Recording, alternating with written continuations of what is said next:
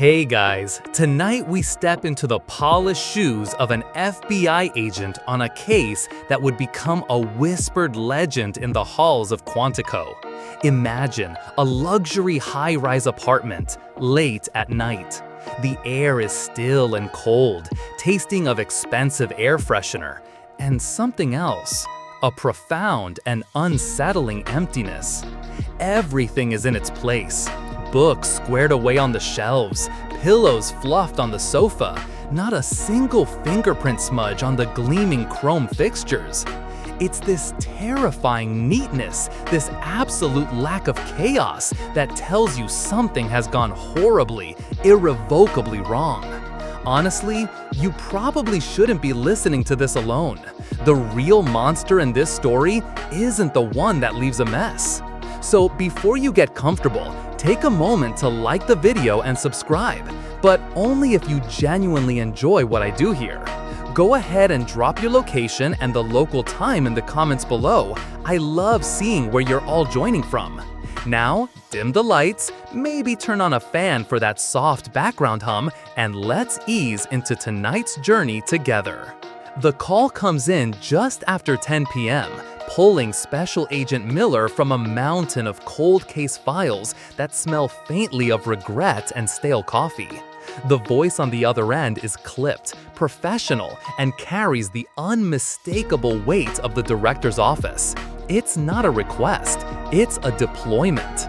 An hour later, his black sedan cuts through the city, slicing through the rain-slick streets toward the most expensive zip code in the state. He kills the siren a block out. In a case like this, you don't announce your arrival, you materialize. The building is one of those new glass and steel monoliths that promises security and anonymity for a price. Tonight, it failed at both. The elevator ride is silent, ascending 30 floors in a smooth, sickening rush. When the doors open, he steps into a hallway that's already a controlled circus. Uniformed local cops hold a perimeter, looking stiff and important, while a pair of plainclothes detectives stand near the apartment door, trying to look bored and failing. They see the FBI windbreaker and their postures change, a subtle mix of relief and resentment. This is their case, their turf, but not anymore. Senator Reed's daughter is missing, and that means it's everyone's problem now, a political hot potato tossed directly into Miller's lap. He ducks under the tape. The apartment is perfect, impossibly, unnervingly perfect. The first rule of a crime scene is that it's never like it is on TV. It's messy, chaotic, full of smells and textures you wish you could forget. But this place is the exception. The air is chilled, the thermostat set to a crisp 65 degrees, making the hairs on his arms prickle. It feels less like a home and more like a showroom. A white sofa sits on a gray rug, its throw pillows arranged with geometric precision. A single glass of water sits on the polished marble countertop, half full, with no condensation thanks to the morgue-like temperature. No clutter, no mail, no sign of a life being lived in a hurry. The lead detective, a man named Russo, with tired eyes and a cheap suit, walks him through. No signs of forced entry. Building has keycard access, and the logs show her as the last one to use it yesterday evening. Doorman didn't see her leave, but he was dealing with a food delivery fiasco around the time she might have walked out. Miller nods, his eyes scanning everything. This is the part of the job that's pure observation. He's not looking for clues so much as he is for absences. Where are her keys? Her purse? Her phone? Russo confirms they're all missing. She appears to have just walked out. Her father's office is calling every 10 minutes, Russo mutters, running a hand over his face. You know how it is. Miller knows the typical 24-hour waiting period for filing a missing person report is a myth for the most part, but for the daughter of a powerful senator, it evaporates entirely. The FBI's involvement this early is a direct result of political pressure. A real, if unstated, fact of American law enforcement is that the level of response often correlates with the victim's social standing. The case of a missing waitress from the wrong side of town doesn't get Agent Miller and the full weight of the bureau in the first 12 hours. He stands in the center of the living room, turning in a slow circle. The perfection is the problem. Criminology experts still argue whether a sanitized crime scene is a sign of a sophisticated, forensically aware offender, or if it points to a victim-precipitated event, where the victim left with someone they trusted, willingly stepping into a trap. Did a ghost get her out of here, leaving no trace? Or did she let the monster in herself? One of the ironic twists of detective work is that a scene screaming with violence, blood, overturned furniture, broken glass is often easier to solve. It's the quiet ones, the ones that whisper, that keep you up at night. This one is whispering so softly he can barely hear it. The pristine silence of the apartment is deafening, and as he stands there, Miller feels the familiar cold dread of a case that is going to be a long, dark road. The next 4 weeks are a slow-motion grind, a masterclass in frustration. The pristine apartment, once a baffling mystery, becomes a monument to the case's coldness. Agent Miller feels like he's trying to catch smoke with his bare hands. Every lead dissolves the moment he grasps it. The investigation spreads outwards from that sterile room in concentric circles of futility. First, the building. Security logs are checked, rechecked, and cross-referenced until the numbers blur. Every resident, every staff member, every delivery person who entered the building in the 48-hour window is interviewed. They are a cast of the city's anonymous players. A dog walker who remembers nothing, a caterer who saw a van but can't recall the company, a resident who was arguing on his phone and didn't notice a thing. It's a tapestry of collective indifference, and it yields absolutely nothing. The media pressure is suffocating. At first, it's a low hum, a few mentions on the local news. Then, with Senator Reid holding a tearful press conference on the steps of the Capitol, the hum becomes a roar. Cable news channels run his daughter's photograph on a constant loop. Pundits with zero information speculate wildly. Was it a political kidnapping, a crime of passion by a secret lover, a random act of violence in a city on edge? Miller finds himself in the unenviable position of having to brief a grieving, powerful father every single day. A conversation that consists of him saying no new developments in 100 different ways, while the senator's gaze gets colder and his questions get sharper. The director's calls become more frequent, his voice losing its professional courtesy and taking on a distinct edge of "find something or else." Miller's team dives into her digital life, hoping to find a crack in the perfect facade. They get the necessary warrants, a legal hurdle that, in a case this high profile, is cleared with astonishing speed. This is a classic example of the third-party doctrine in action, a legal principle affirming that data you voluntarily give to a third party, like your cell provider or email host, isn't protected by the same privacy expectations as the contents of your home. They pull her phone records, bank statements, and social media data. The result is just a digital echo of her apartment, neat, orderly, and revealing nothing. Her last text was to a friend about a study group. Her last purchase was for groceries. Her last call was to her mother. The phone's last ping was from a tower covering her building. And then, just after 8 p.m. on the night she vanished, it went dark. Not broken, not lost, turned off. A deliberate act. This is where the first, truly ironic twist of the case emerges.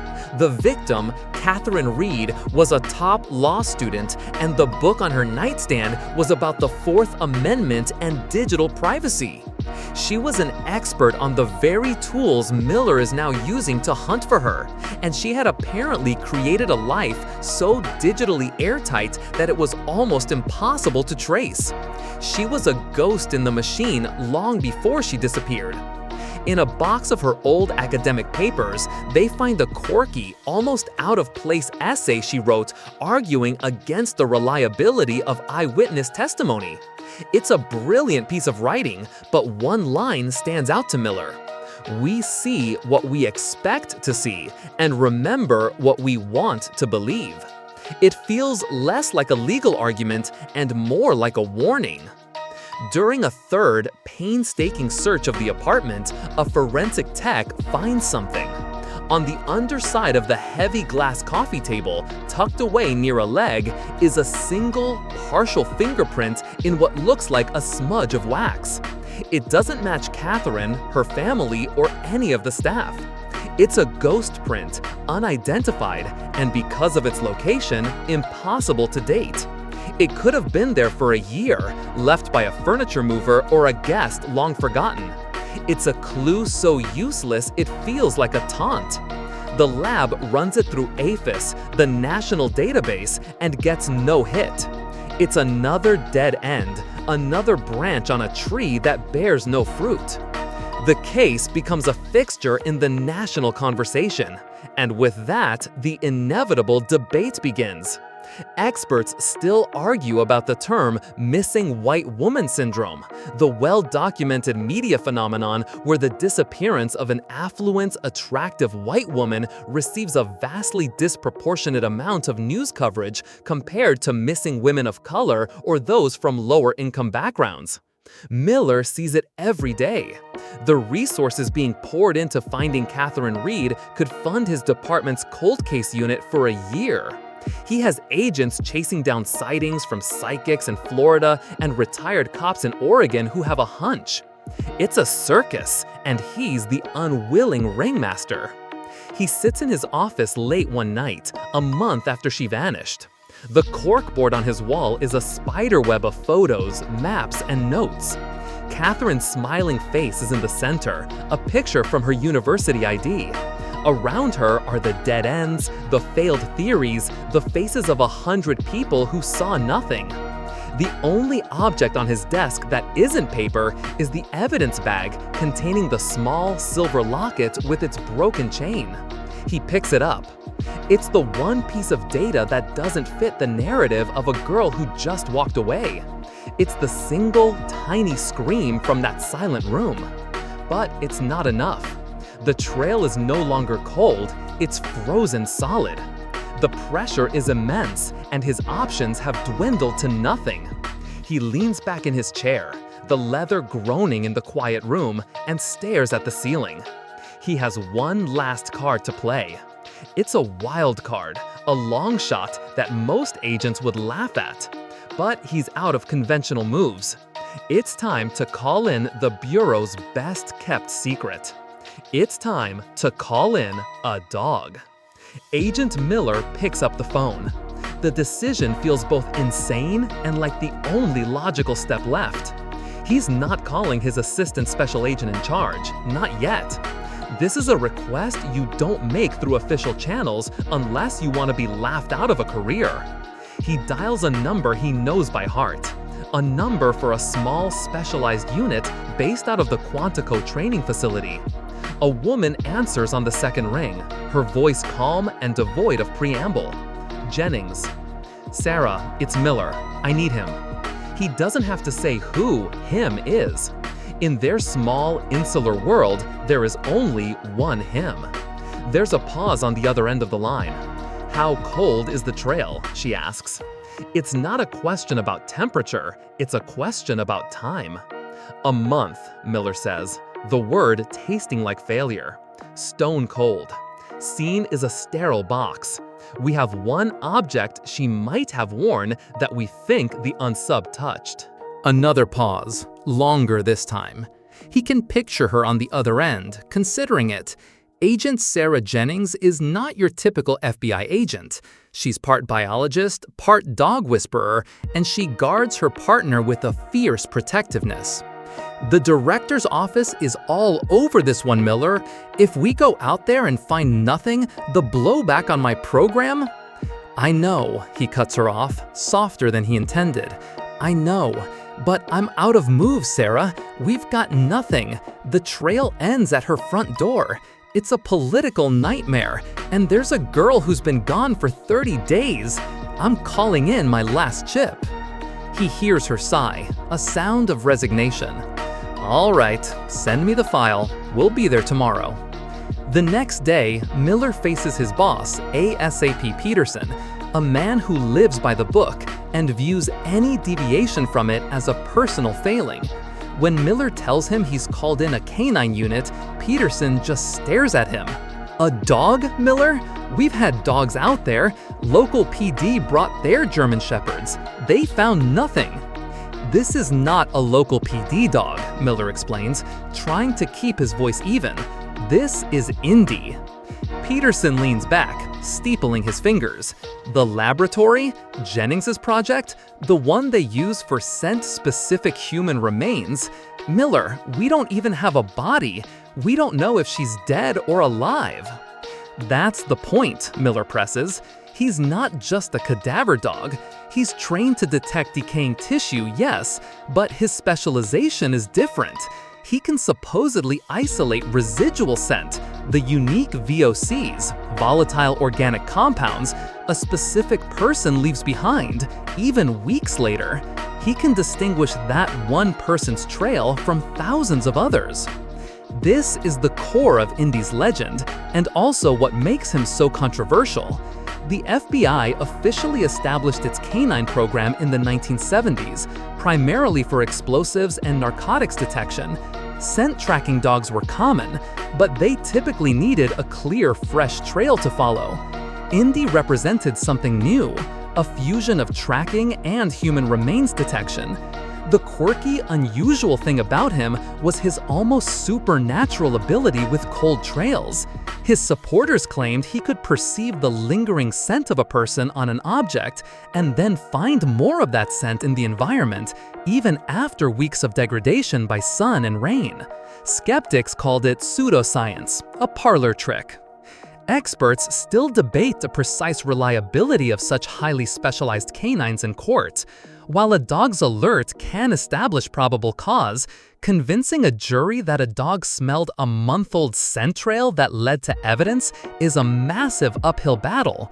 It often gets dismissed as too subjective, too open to handler influence. Peterson knew this.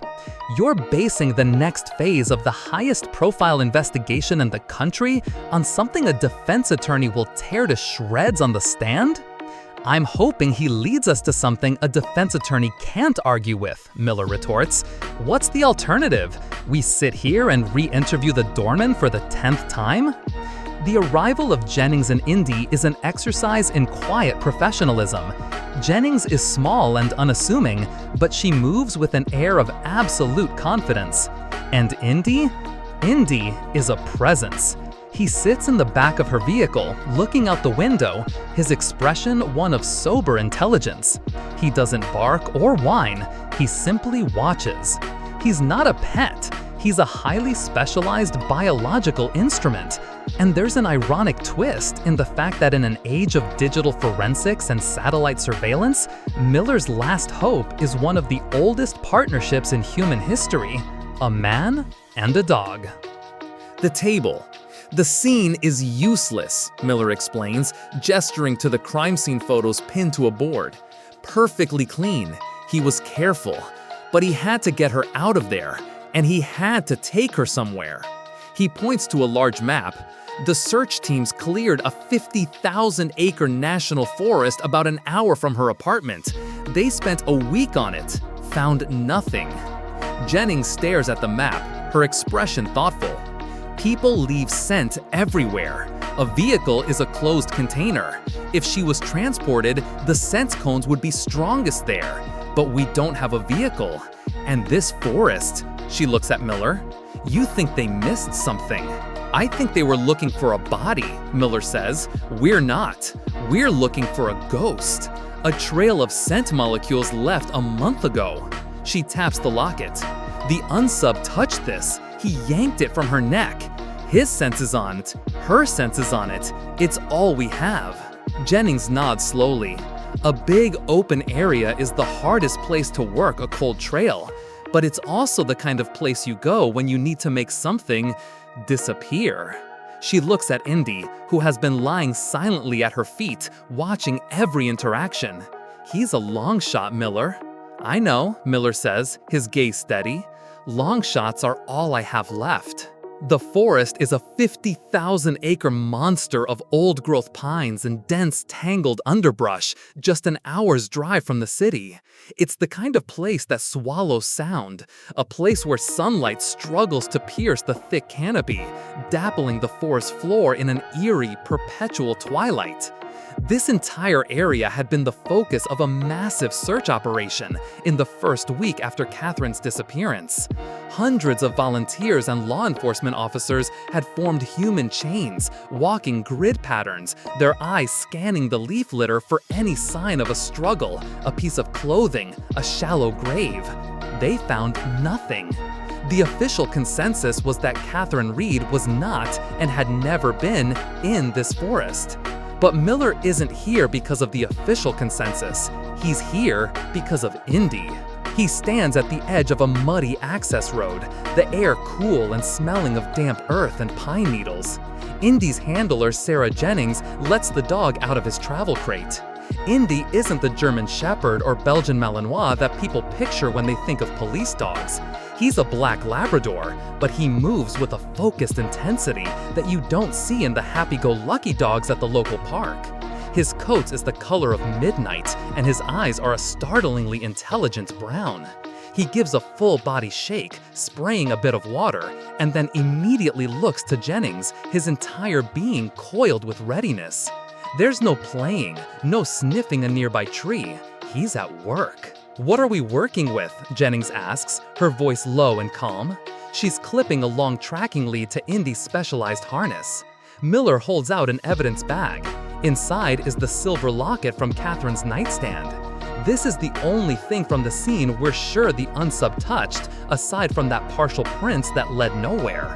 We're hoping it carries residual scent. Jennings takes the bag, careful not to touch the locket itself. She opens it just a crack, letting Indy put his nose to the opening for a few seconds.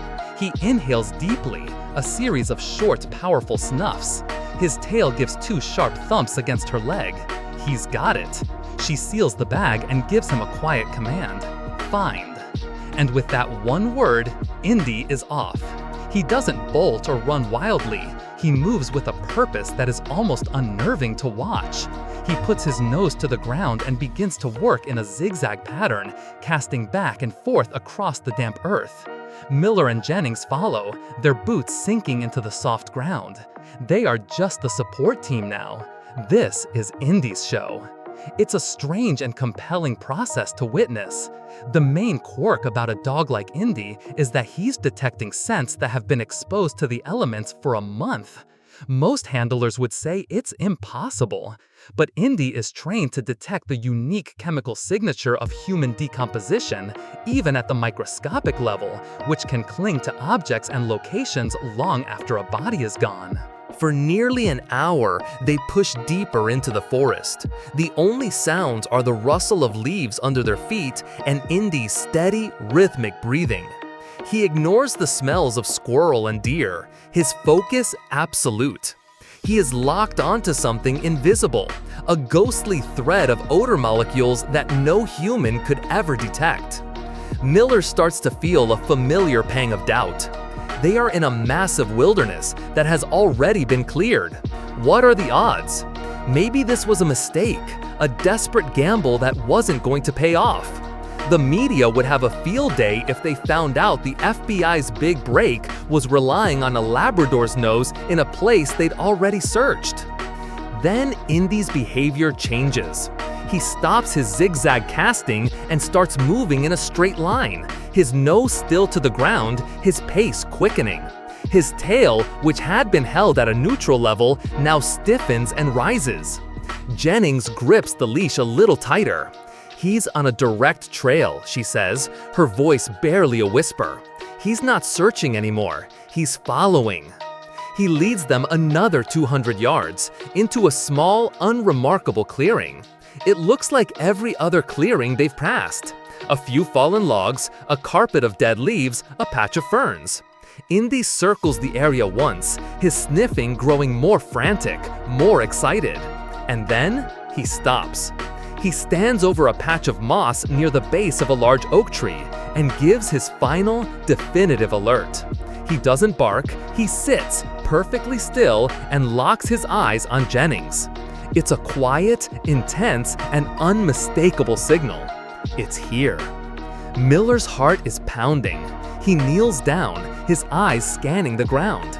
He sees nothing, just moss, dirt, and decaying leaves. Here? He asks, unable to keep the skepticism out of his voice.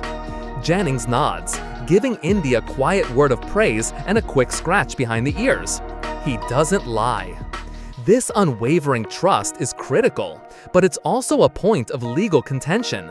Experts still argue about the clever hands effect in canine units, where a handler might unconsciously give subtle cues, a shift in weight, a change in breathing, that influence the dog's alert. A good handler like Jennings is trained to be as neutral as a stone, to let the dog work independently. Miller pulls on a pair of gloves and begins to carefully brush away the moss and the top layer of damp soil with his hands. The earth is soft, recently disturbed. He digs down a few inches, his fingers brushing against something small, cold, and hard. He works the object free from the dirt and pulls it out. He stands up, holding it in his gloved palm, brushing away the last of the soil. It's a single car key. It's not attached to a fob or a keychain, just a simple, solitary metal key for a common model of sedan. It's a mundane, everyday object, the kind of thing you could find in any parking lot. It's so insignificant, so anticlimactic, that it feels like another ironic twist from a killer with a sense of humor. Who buries a single car key in the middle of the woods? As Miller stands there staring at the key, he feels a bizarre mix of elation and confusion. This key feels important. It has to be. But it's also a deeply weird clue, buried 6 inches deep in a forest floor that hundreds of people had walked over. Indy found a needle in a 50,000-acre haystack.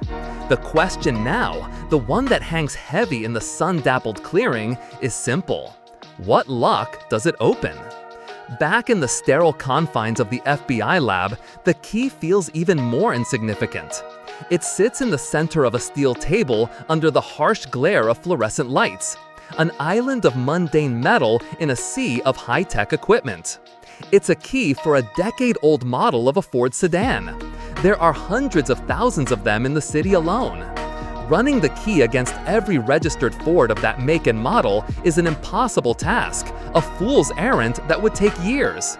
For a moment, it feels like Indy's miracle find in the woods was just a dead end, a cosmic joke. The first ironic twist is that the killer might have buried it, not to hide it, but as a misdirection, a breadcrumb designed to lead them on an endless, fruitless search. Miller watches as the lab techs go over every millimeter of the key. They're looking for trace evidence, DNA, fibers, anything that might have clung to it in the soil or from the person who put it there. The process is painstaking. The key is swabbed, scanned, and photographed from every angle. The chain of custody is documented with obsessive precision. Every person who handles the evidence bag signs a log, noting the date, time, and purpose. This is a critical, non-negotiable rule of criminal investigation. A single gap in this documented journey from the forest floor to the courtroom, and a good defense attorney could argue the evidence was tampered with, rendering it inadmissible. The whole case could hinge on these tedious signatures in a logbook. After hours of analysis, they find nothing. No usable DNA, no fibers, nothing but dirt and the faint, unidentifiable oils from human skin. The key is a ghost. Miller is about to consign it to the evidence locker, another frustrating artifact in a case full of them, when a junior lab tech, a kid with an encyclopedic knowledge of obscure manufacturing marks, points something out. On the key's shoulder, almost invisible to the naked eye, is a tiny stamped emblem. It's not the Ford logo. It's a small, stylized image of a lighthouse. That's not a car key, the text says, pushing his glasses up his nose. It's a copy, made by a company called Beacon Storage Solutions. They make high-security locker keys that look like common car keys for discretion, a bit of security theater for their clients. The air in the room shifts. The key isn't a dead end. It's a signpost. Suddenly, they have a name, Beacon Storage Solutions. A quick search reveals they have 3 locations in the city, all of them offering anonymous, long-term locker rentals. One of them is at the Central train station, a sprawling hub of transient humanity, the perfect place to hide something in plain sight. Getting a warrant is the next step. Even with the key, they can't just walk in and open every locker. They need a warrant specific to the location, and for that, they need to link the key to Catherine Reed. This is where her meticulously private life works against the killer. Her financial records, which were so clean before, are re-examined with a new focus. They find it buried in her bank statement from 6 months ago, a single one-time payment of $300 to BSS Enterprises. It looked like a payment for books or a subscription service. It was, in fact, the yearly rental fee for a locker. The link is made. The warrant is signed by a judge within the hour. Miller and a small team arrive at the train station. The locker bay is in a grimy, poorly lit corridor that smells of damp concrete and disinfectant. It's a place people hurry through, not a place they linger. They find the Beacon storage section, a wall of gleaming stainless steel doors. The tech was right. It offered the appearance of high security. Miller takes the key. It feels heavy in his hand, full of potential. He finds the corresponding locker number, 317, and slides the key into the lock.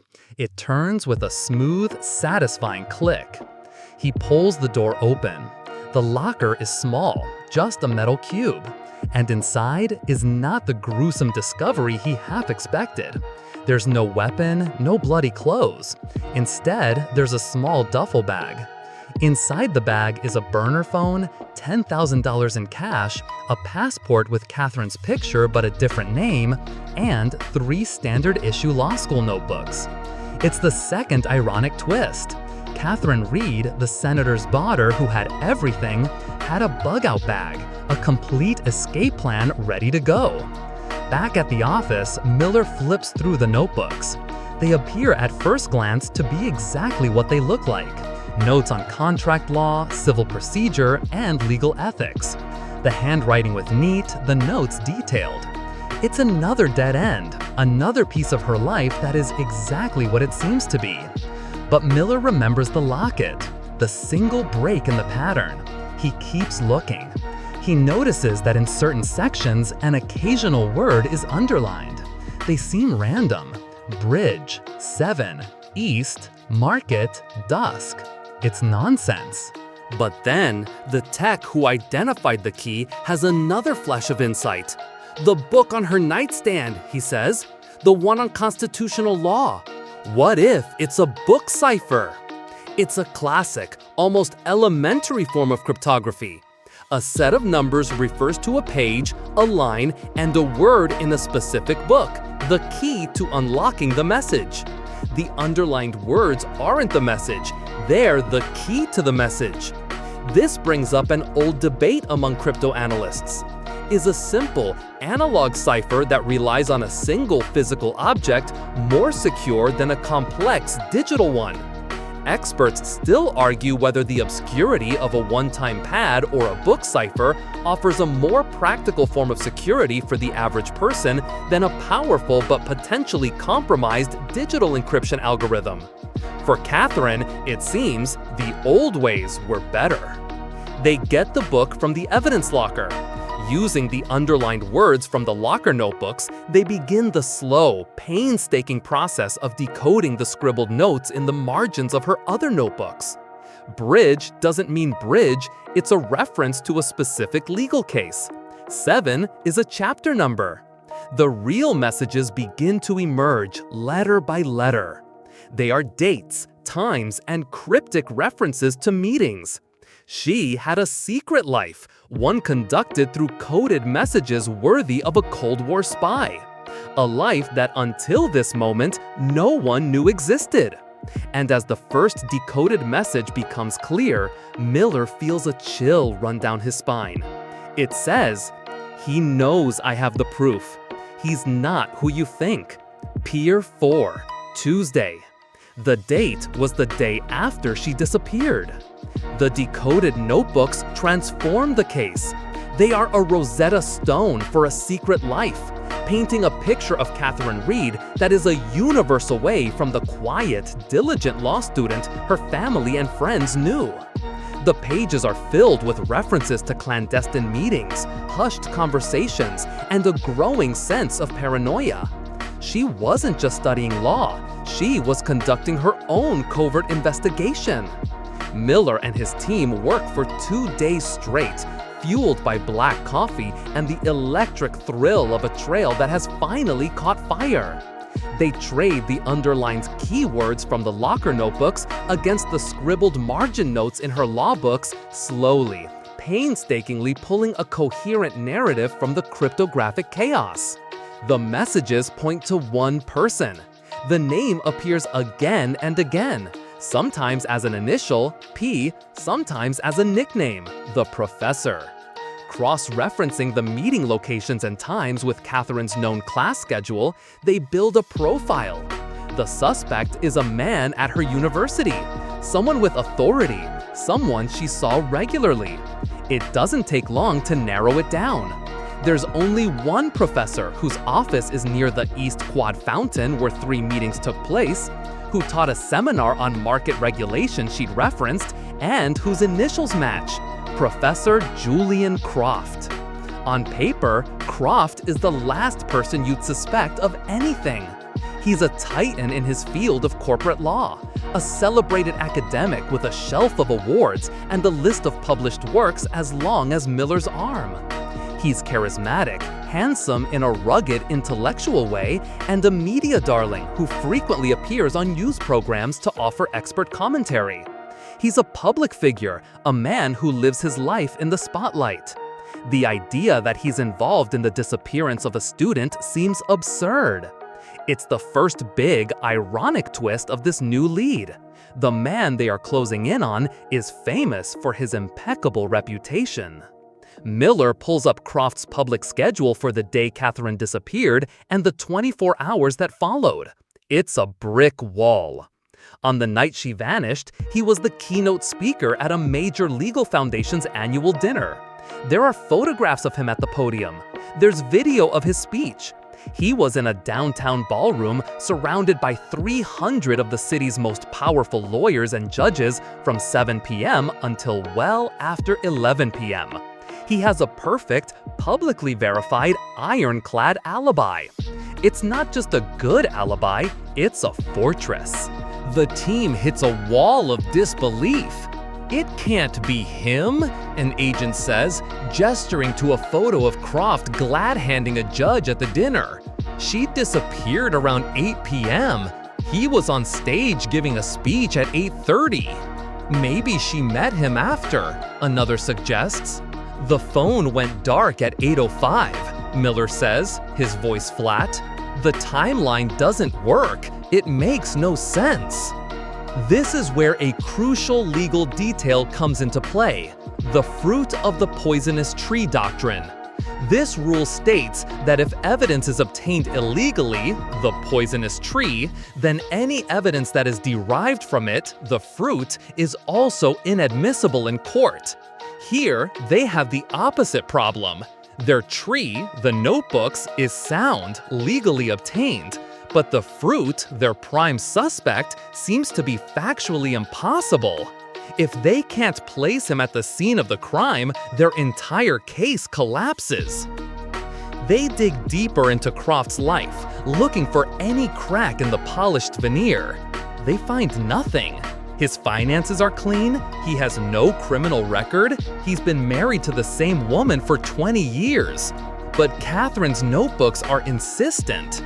The final decoded message is the most chilling. He threatened me, used my father's name, said he would ruin him. I have the originals. He knows. Pier 4, Tuesday. She was meeting someone to hand off proof, and she was afraid of a man who could leverage her father, the senator. A man like Julian Croft, who had advised congressional committees and moved in the same powerful circles. The most unusual detail they uncover comes from a seemingly unrelated source. While running background checks, they find a sealed file from Croft's time as a junior professor at another university a decade ago. It's a civil complaint, dropped before it ever went to court. A female student accused him of undue influence, claiming he'd manipulated her into sharing private information about her father's company for a research paper that was never published. The case was settled, the record sealed. It was a whisper of a scandal, a tiny blip on a perfect record. But it was a pattern.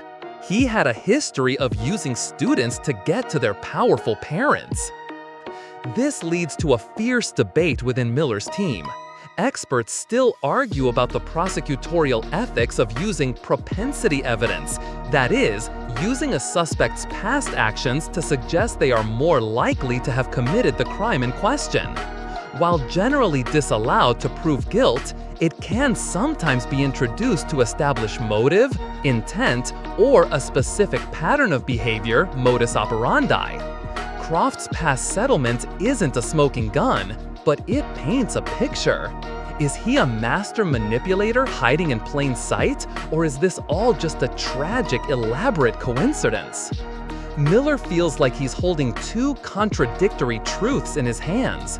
The notebooks are real, Croft's alibi is real. Both cannot be true. The second ironic twist is that Croft's very public life, the thing that makes him so untouchable, is also his weakness. He's predictable. His routines are documented. Miller's team starts building a minute-by-minute timeline of his life, looking for a single gap, a single moment where the fortress of his alibi might have a crack. They have nothing they can take to a prosecutor. They can't even get a warrant to search Croft's home or office. All they have is a dead girl's diary pointing at a man who couldn't have possibly been there. They need something more. They need to go back to the source. They need to Pier 4. And Miller knows exactly who he's taking with him. Pier 4 is a ghost of the city's industrial past. It's a long, crumbling finger of concrete and rotting wood that juts out into the murky, gray-brown water of the bay. The air is thick with the smell of salt, diesel, and decaying marine life. Gulls cry overhead, their calls sounding like mocking laughter against the steady rush of the wind. Most of the warehouses that once lined the waterfront are now derelict, their windows like vacant eyes staring out at the water. It's a place where things go to be forgotten. And according to Catherine's last message, it's where she intended to pass off the evidence that got her killed. Miller stands at the entrance to the pier, the wind whipping at his jacket. Jennings is beside him, her hand resting gently on Indy's back. The dog is quiet, but his whole body is a coiled spring of anticipation. He knows this isn't a walk in the park. The team has already done a full sweep of the pier. They found nothing. No footprints, no discarded items, no sign that Catherine or anyone else had been here recently. The place was wiped clean by a month of wind and rain. Like the forest, it's another dead end, a location that promises nothing. "What's the scent article this time?" Miller asks. Jennings pulls out a small evidence bag. Inside is one of the decoded notebooks from the locker. The paper holds her scent, but it's faint. More importantly, it was in a sealed locker, a closed environment. If Croft handled any of these notebooks, even for a moment, his scent might be on there too, preserved. We're not just looking for her, We're looking for him. This is a critical, almost fantastical leap in canine detection. The theory is that every person has a unique odor profile, a combination of genetics, diet, and environment. Indy isn't just trained to find a generic human scent. He's trained on specific individual scent profiles. It's an incredibly niche skill, and one that many in law enforcement are still skeptical about. Jennings lets Indy get the scent, his nose pressed to a corner of the bag. He inhales, processing, cataloging. Then she gives the command she always does: find. Indy starts down the pier, his nose to the weathered wood planks. He moves slowly, methodically. The wind is a major problem, whipping the scent around, making it almost impossible to pin down. For 20 minutes, Indy works, casting back and forth, sometimes stopping to test the air, his ears twitching. Miller feels the familiar creeping doubt. This is a Hail Mary pass in a hurricane. There's nothing here. They reach the end of the long pier. It terminates in a wider, crumbling platform where ships would have once docked. There's nothing here but broken concrete and the few rusting iron bollards.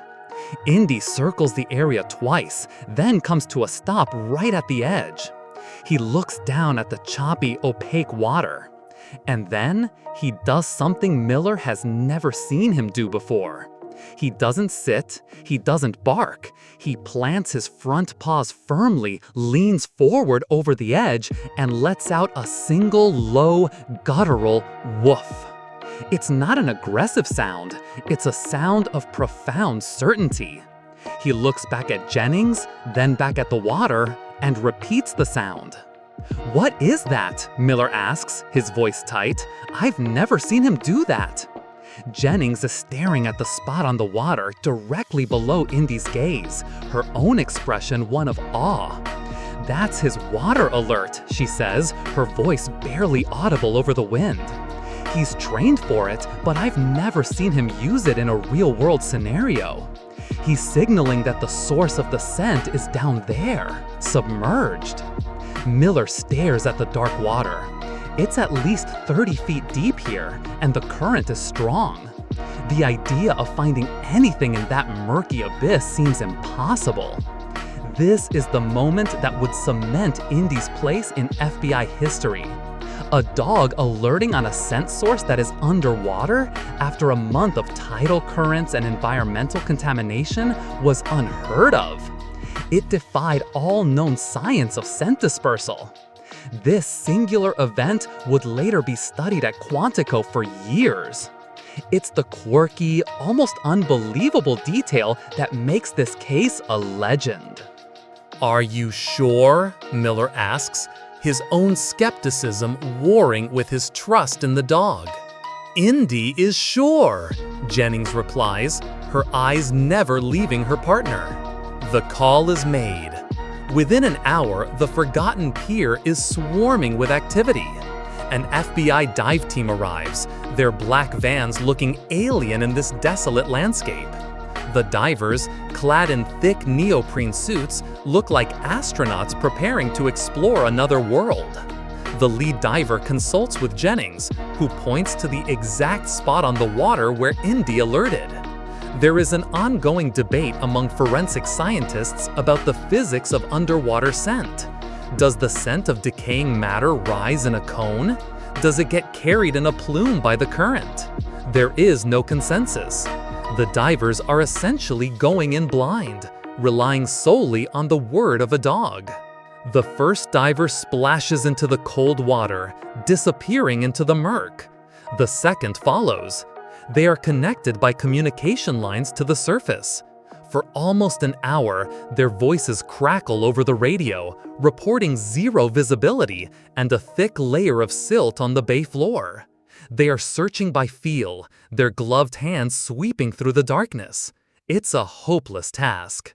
Miller stands by, watching the bubbles rise to the surface, the tension coiling in his stomach.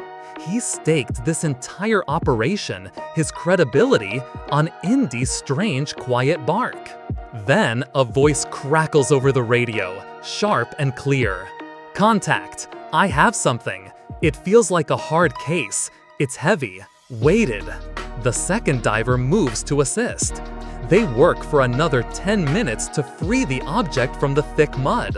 Slowly, carefully, they begin to haul it to the surface. A collective breath is held on the pier. A dark shape breaks the surface of the water. It's a briefcase. A heavy-duty, reinforced metal briefcase, the kind used for secure document transport. It's covered in slime and marine growth, but it's intact. And wrapped around it, cinching it shut, is a heavy chain padlocked to a concrete block. The killer hadn't just thrown it in the water. He had tried to anchor it to the bottom of the bay forever. The final ironic twist is that the very thing meant to hide the evidence forever, the heavy weight, is what kept it in one place, a stationary target for an impossible nose. The briefcase sits on a stainless steel table in the FBI's evidence garage, dripping brackish water onto the concrete floor. It looks like an artifact from a shipwreck, covered in a foul-smelling layer of green and brown slime. The heavy chain is still wrapped around it, the padlock crusted with rust and algae. The air is thick with the smell of the bay, a primal scent of salt and decay. The dive team stands by, their job done, while the forensic unit prepares to open the case. This is a moment of pure, unadulterated suspense. Everything hinges on what's inside this box. If it's empty or contains nothing of value, the case dies right here on this grimy floor. The lead technician from the forensics unit uses a pair of heavy-duty bolt cutters. With a loud metallic snap, the padlock breaks. The chain is unwound, falling to the floor with a heavy clank.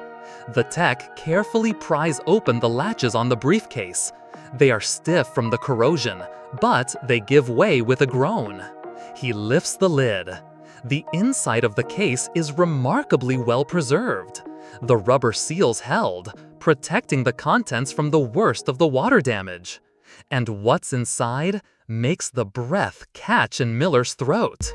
There are two items in the briefcase. The first is a handgun, a 9mm semi-automatic, nestled in custom-cut foam. A quick check of the serial number will be run, but Miller already knows it will come back as stolen or unregistered. This is almost certainly the murder weapon. Its presence confirms that Catherine Reed didn't just disappear, she was executed. The discovery of a weapon transforms the legal landscape of the case. A missing persons case is now a homicide investigation, which grants law enforcement a broader range of authorities and raises the stakes exponentially for the perpetrator. The second item is what truly matters. It's a manila folder sealed inside a heavy-duty zip-top plastic bag. The bag is filled with water, but the documents inside, while soaked, appear to be legible. This has to be it. This is the proof Catherine mentioned in her notebooks, the documents she was so afraid of, the leverage she thought would protect her. Carefully, a technician slits open the plastic bag, draining the water, and removes the folder. He opens it and begins to lay the wet, fragile pages out on absorbent pads to dry. As the documents become clear under the harsh lights, a story emerges. It's a collection of photocopied bank statements, offshore wire transfers, and internal memos from a major pharmaceutical company. The memos detail a cover-up. The company knew one of its best-selling drugs had dangerous, unlisted side effects, but they buried their own research to protect their profits. It's a classic case of corporate malfeasance, the kind of thing that could lead to massive lawsuits and federal prosecution. And at the bottom of one of the most damning memos, authorizing the shredding of the internal research, is a signature. It's a bit blurry from the water damage, but it's unmistakable. Julian Croft. Croft, it turns out, sat on the company's board of directors. It was a position he didn't advertise, a quiet and extremely lucrative role he'd held for years. He wasn't just an academic, he was a player. Catherine Reed, likely through her father, must have gotten a tip or stumbled upon some initial evidence. Being the brilliant, tenacious student she was, she had then conducted her own secret investigation, gathering the documents that could not only ruin the company, but also destroy Croft's career and send him to prison. The first great irony is that her legal training, the very skill Croft was supposed to be nurturing, is what made her such a threat to him. But while the documents and the gun are a monumental break, they still don't solve the central problem: Croft's ironclad alibi.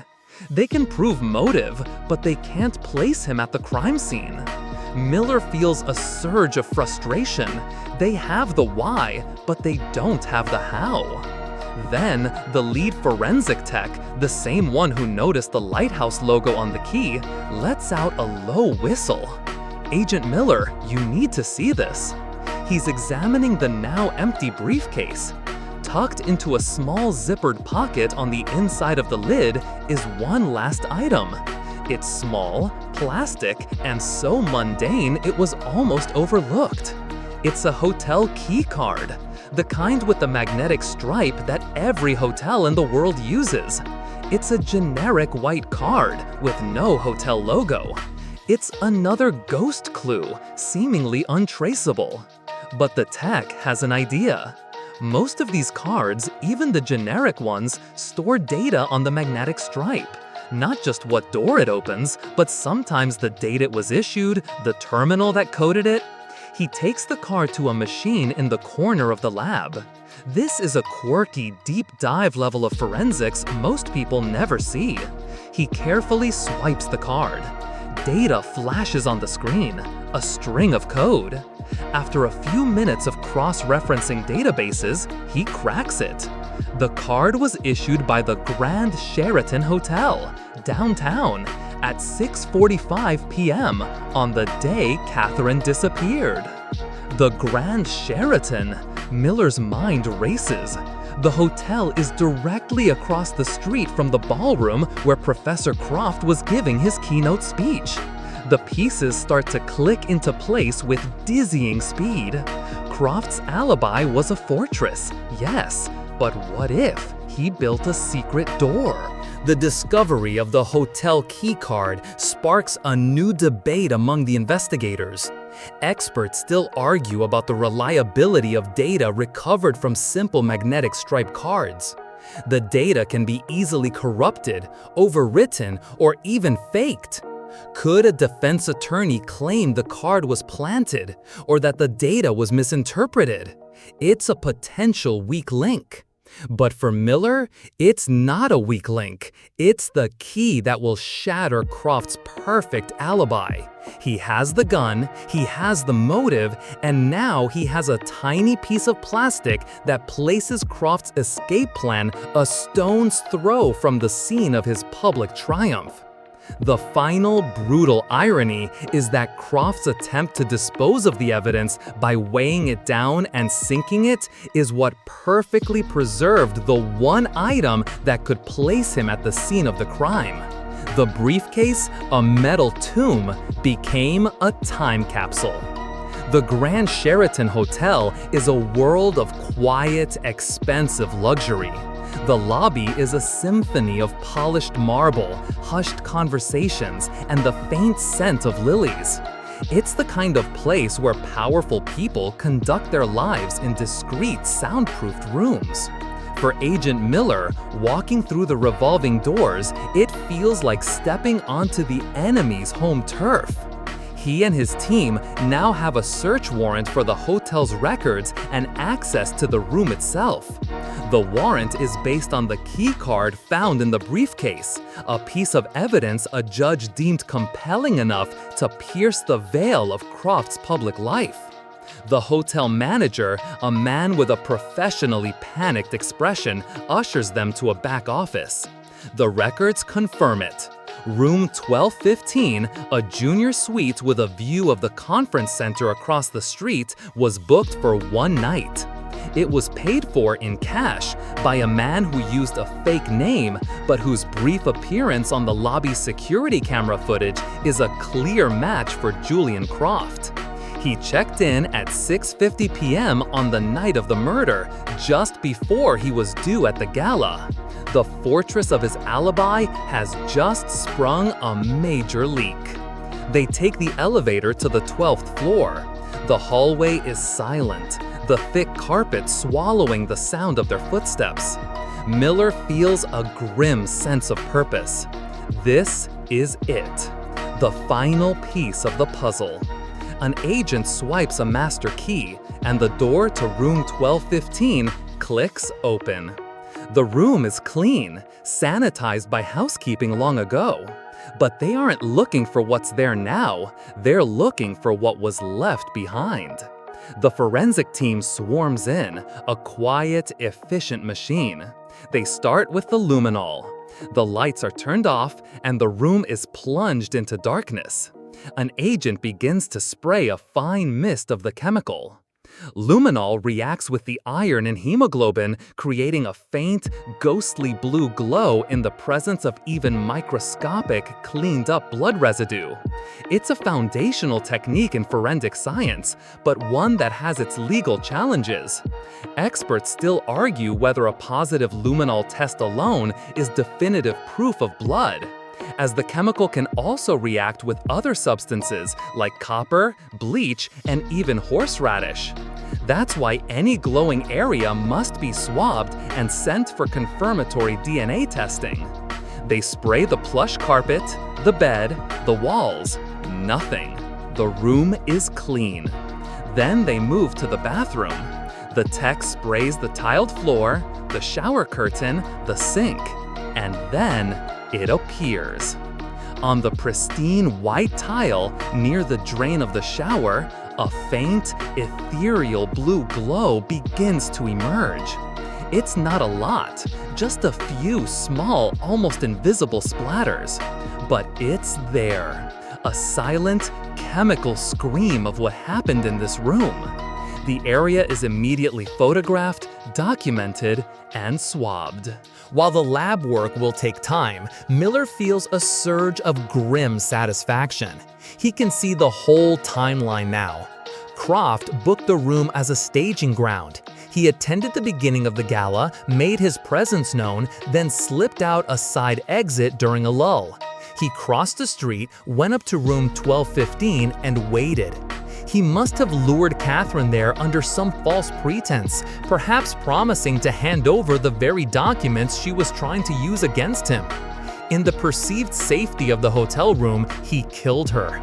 He then used the shower to clean himself up, leaving behind only the microscopic traces that Indy's incredible find would eventually lead them to.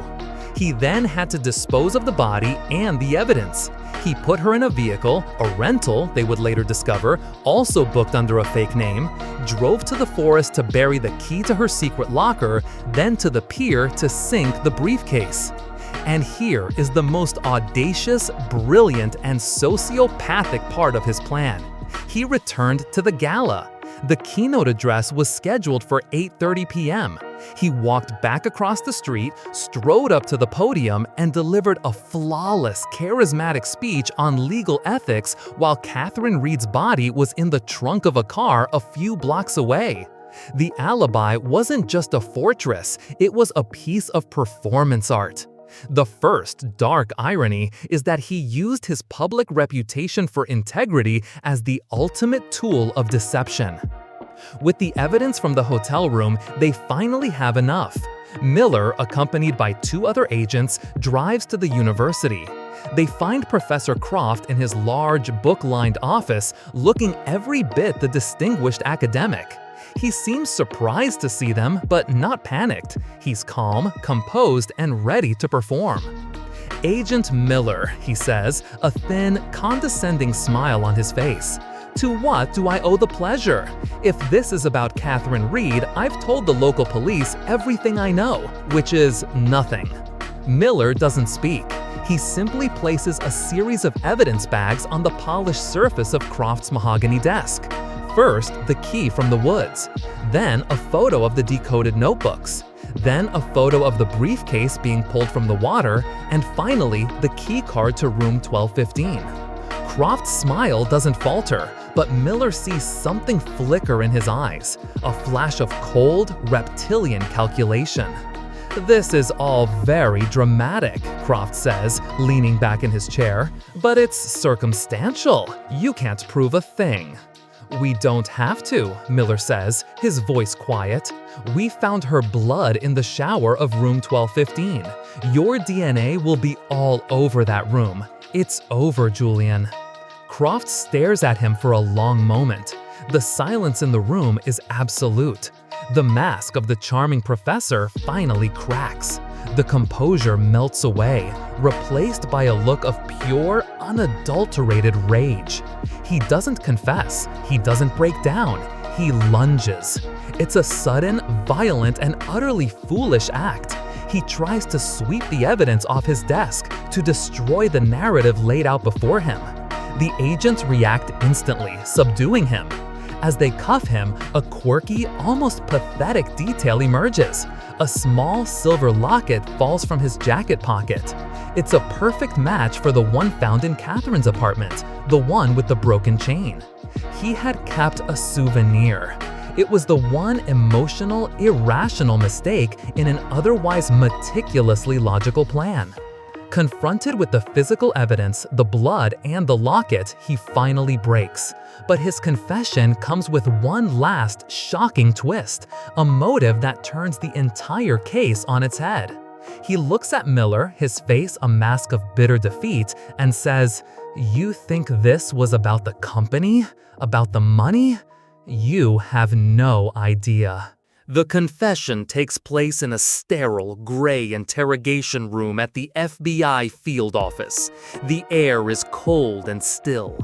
Julian Croft sits at the metal table, his expensive suit now rumpled, his face pale under the harsh fluorescent lights. The swagger is gone, replaced by a chilling, defiant calm. Miller sits opposite him, a tape recorder running between them. This is the final act. They have him on the evidence, but the why is still a gaping hole in the narrative. A confession, while not strictly necessary for a conviction with this much physical proof, is what provides closure, what turns a collection of facts into a human story. "The documents were a nuisance," Croft begins, his voice low and raspy. "An inconvenience.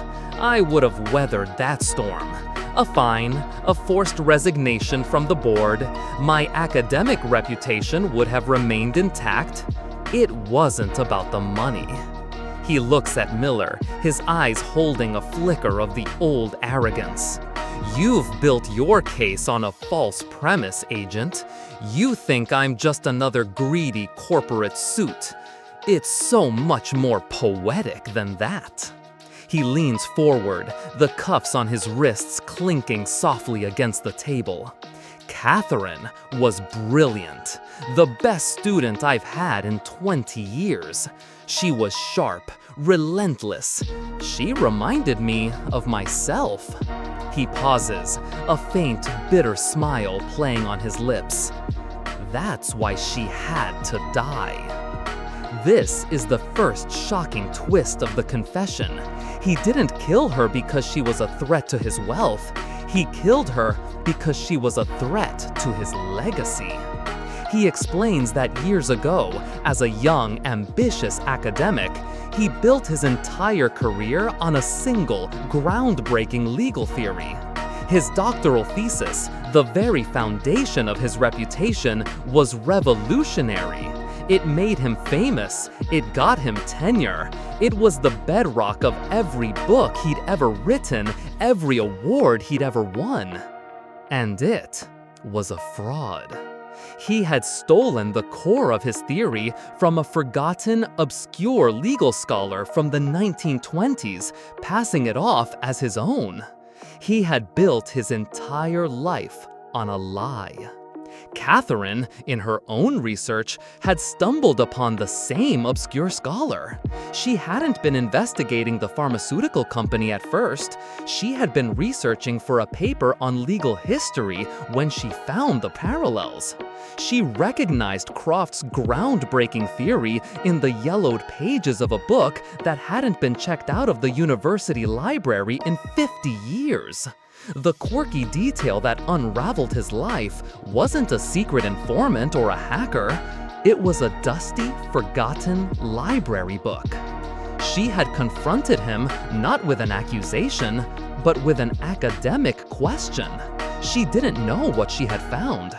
She thought it was a fascinating historical coincidence.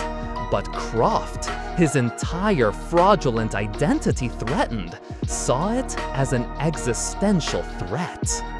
The corporate malfeasance, the documents she gathered, that was a sideshow. He had intentionally steered her in that direction, leading her to believe that was the secret he was hiding. He made her think she was a crusader fighting corporate greed, when in reality, he was just distracting her from the real, far more personal crime of intellectual theft. The final, brutal irony is that he killed her not to cover up a crime of greed, but a crime of ego. He murdered a brilliant young woman to protect a lie he told as a young man. The legal proceedings that follow are a media sensation, but the outcome is never in doubt. The physical evidence is overwhelming. The DNA from the hotel, the briefcase from the bay, the key from the woods. Croft's high-priced lawyers try to argue that the canine evidence is junk science, a common tactic in such cases. The debate over Indy's abilities becomes a central point of contention in pre-trial motions.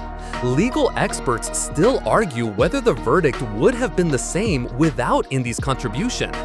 Did the dog's alert simply lead to the evidence, or did the sheer improbability of his finds, the buried key, the submerged briefcase, create a narrative of guilt so powerful that it prejudiced the jury from the start? In the end, it doesn't matter. The chain of evidence is unbreakable. Julian Croft is found guilty of first-degree murder and sentenced to life in prison without the possibility of parole. Senator Reed, a broken man, sits in the front row of the courtroom every single day, a silent, grim spectator to the dismantling of his daughter's killer. The case of the senator's daughter becomes a legend within the Bureau. It changes internal policy, leading to increased funding and respect for the specialized canine unit.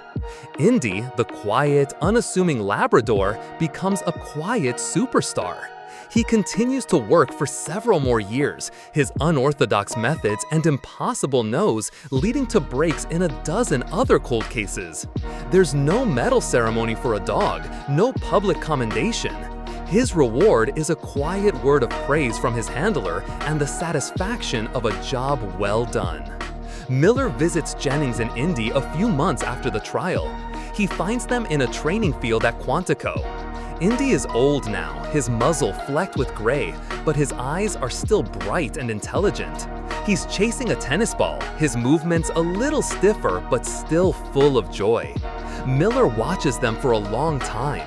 This incredible animal, this biological miracle, had seen what no human could see, sensed what no machine could detect. He had found a ghost in the woods and a secret at the bottom of the sea. He had unraveled a perfect crime, not with technology or brute force, but with an instinct honed over thousands of years. The most famous canine in FBI history wasn't a weapon, he was a partner. And as Indy drops the tennis ball at Jennings' feet and looks up at her with unwavering loyalty, Miller understands that in a world of lies and deception, some truths are simple, and some bonds are unbreakable.